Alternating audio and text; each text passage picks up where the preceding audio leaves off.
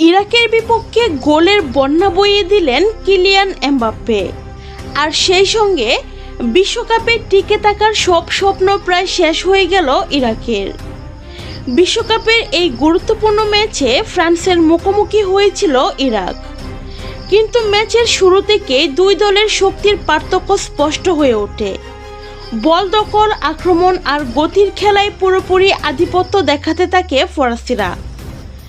ম্যাচের মাত্র 12 মিনিটেই ঝলে ওঠে কিলিয়ান এমবাপ্পে।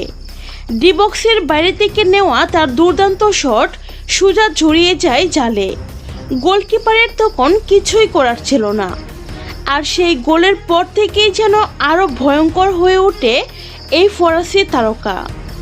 একের পর এক আক্রমণে ইরাকের রক্ষণভাগকে ব্যস্ত করে রাখেন এমবাপ্পে। তার গতি, ড্রিবলিং আর নিখুঁত ফিনিশিংয়ের সামনে বারবার অসহায় দেখাচ্ছিল ইরাকের খেলোয়াড়দের।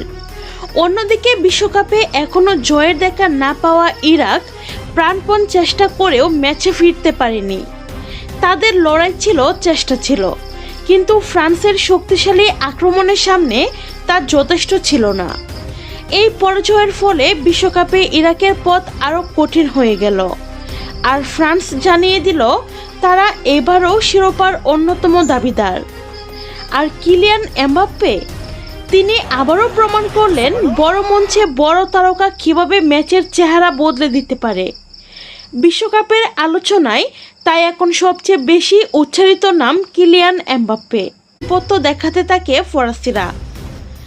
ম্যাচের মাত্র 12 মিনিটেই ঝলে ওঠে কিলিয়ান এমবাপ্পে।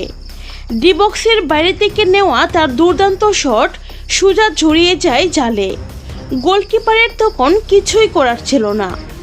আর সেই গোলের পর থেকেই যেন আরও ভয়ঙ্কর হয়ে ওঠে এই ফরাসি তারকা। একের পর এক আক্রমণে ইরাকের রক্ষণভাগকে ব্যস্ত করে রাখেন এমবাপ্পে।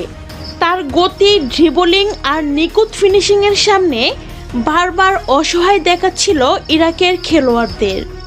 অন্যদিকে বিশ্বকাপে এখনও জয়ের দেখা না পাওয়া ইরাক প্রাণপণ চেষ্টা করেও ম্যাচে ফিরতে পারেনি। তাদের লড়াই ছিল, চেষ্টা ছিল, কিন্তু ফ্রান্সের শক্তিশালী আক্রমণের সামনে তা যথেষ্ট ছিল না। এই পরাজয়ের ফলে বিশ্বকাপে ইরাকের পথ আরও কঠিন হয়ে গেল। আর ফ্রান্স জানিয়ে দিল তারা এবারও শিরোপার অন্যতম দাবিদার। আর কিলিয়ান এমবাপ্পে, তিনি আবারও প্রমাণ করলেন বড় মঞ্চে বড় তারকা কীভাবে ম্যাচের চেহারা বদলে দিতে পারে। বিশ্বকাপের আলোচনায় তাই এখন সবচেয়ে বেশি উচ্চারিত নাম কিলিয়ান এমবাপ্পে।